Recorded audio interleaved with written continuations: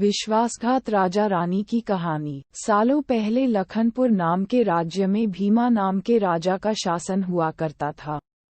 वह बहुत महत्वाकांक्षी था और अपनी प्रजा से बहुत प्यार करता था। उनके राज्य में चारों ओर खुशहाली थी, लेकिन राजा रानी खुद हमेशा दुखी रहते थे। उनके पास धन, दौलत, शोहरत सब कुछ था, लेकिन उनकी संतान न थी। संतान पाने के लिए राजा और रानी पूजा पाठ, जप तप सब करके देख चुके थे, लेकिन कोई फायदा नहीं हुआ। एक दिन महर्षि के कहने पर राजा ने महायज्ञ कराने का फैसला किया। यज्ञ और भगवान के प्रताप से राजा को एक बहुत सुंदर कन्या की प्राप्ति हुई।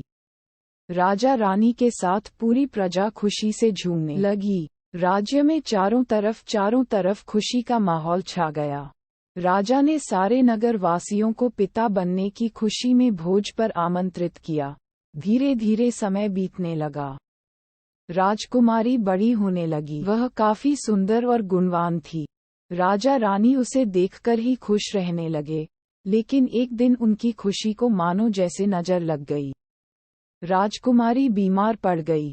बड़े बड़े वैद्य, नीम हकीम सब इलाज में जुटे, लेकिन कोई फायदा नहीं हुआ। दिन प्रतिदिन राजकुमारी की हालत बिगड़ती जा रही थी। राजकुमारी के ऊपर कोई दवा असर नहीं कर रही थी। राजा को लगने लगा कि एक बार वे फिर निसंतान हो जाएंगे। एक दिन दूर देश से एक वैद्य राजा के महल पहुंचा। देखने में वह अजीब सा था और उसने ठीक तरह से कपड़े भी नहीं पहने हुए थे, जिस वजह से सैनिकों ने उसे राजमहल में प्रवेश करने से रोक दिया। वैद्य ने राजा से एक बार मिलने की बहुत गुजारिश करते हुए कहा कि मैं राजकुमारी को ठीक कर सकता हूँ, लेकिन किसी ने उसकी बात पर यकीन नहीं किया। सैनिक उस वैद्य को राजा के पास लेकर गए। वैद्य ने सबसे पहले राजा को अपना परिचय दिया और कहा कि मैं आपकी बेटी को ठीक कर सकता हूँ।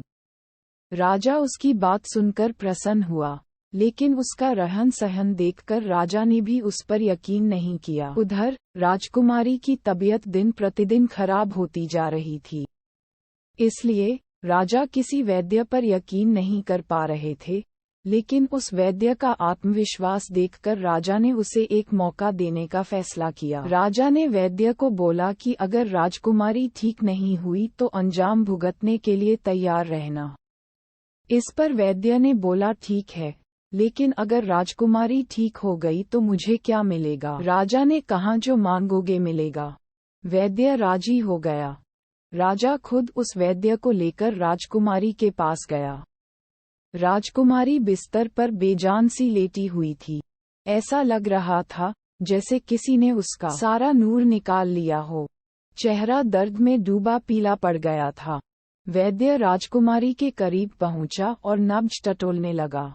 फिर उसने थैले से जड़ी बूटियों से तैयार दवा की पुड़िया निकाली और राजकुमारी के मुंह में डाल दी। वैद्य ने राजा और रानी से बोला कि आपकी बेटी जल्दी ठीक हो जाएगी। वैद्य की बात सुनकर राजा रानी के मन में बेटी के ठीक होने की एक उम्मीद की किरण जाग उठी। ऐसे ही इलाज करते हुए 2 महीने बीत गए। धीरे धीरे राजकुमारी की हालत में सुधार होने लगा। उसके चेहरे की चमक लौटने लगी। राजा रानी के चेहरे की खुशी भी झलकने लगी। एक दिन वैद्य ने राजा से कहा, महाराज, राजकुमारी अब ठीक हो गई हैं। ये 1 महीने की पुड़िया बनाकर दे रहा हूँ। इसे समय पर राजकुमारी को देते रहना। इसके बाद राजकुमारी पूरी तरह स्वस्थ हो जाएंगी। ये बीमारी दोबारा उनके पास भी नहीं फटकेगी। अगले दिन राजा ने वैद्य को अपने पास बुलाया और कहा कि वादे के मुताबिक मैं तुम्हें तुम्हारा इनाम देना चाहता हूँ। बताओ तुम्हें क्या चाहिए? वैद्य बोला, सोच लीजिए राजा जी, आप अपने वादे पर कायम रह पाएंगे। राजा ने बोला, तुमने मेरी बेटी को स्वस्थ किया है, बोलो क्या मांगते हो? वैद्य ने मुस्कुराते हुए कहा, आपका आधा राज्य और बेटी का हाथ। इतना सुनते ही राजा आग बबूला हो गया। उसने कड़कते हुए कहा, तुम होश में तो हो? अगर तुमने मेरी बेटी के प्राणों की रक्षा न की होती तो तुम अब तक यमलोक पहुंच गए होते। उसने सैनिकों को आदेश दिया कि इसे राज्य से बाहर निकाल दिया जाए। वैद्य कुटिलता से मुस्कुराते हुए वहां से चला गया। इस घटना के कुछ दिन ही बीते थे कि एक दिन फिर राजकुमारी की हालत बिगड़ गई। उसका शरीर नीला पड़ गया। आनन फानन में राजवैद्य को बुलाया गया। राजवैद्य ने बताया कि राजकुमारी को जहर दिया गया है। इसका तोड़ किसी के पास नहीं है। कुछ देर बाद राजकुमारी ने दम तोड़ दिया। पूरे राज्य में मातम छा गया। राजा रानी शोक में डूब गए। छानबीन में पता चला कि वैद्य ने राजकुमारी को 1 महीने खाने के लिए जो पुड़िया दी थी, उनमें से ही एक पुड़िया में जहर था। वैद्य को पहले ही शक था कि राजा उसकी बात नहीं मानेगा, इसलिए उसने एक पुड़िया में जहर भरकर रखा था। उसने सोचा कि अगर राजा शादी के लिए मान जाता है, तो वह जहर वाली पुड़िया हटा देगा, लेकिन अगर नहीं माना तो इसकी सजा राजकुमारी को भुगतनी होगी।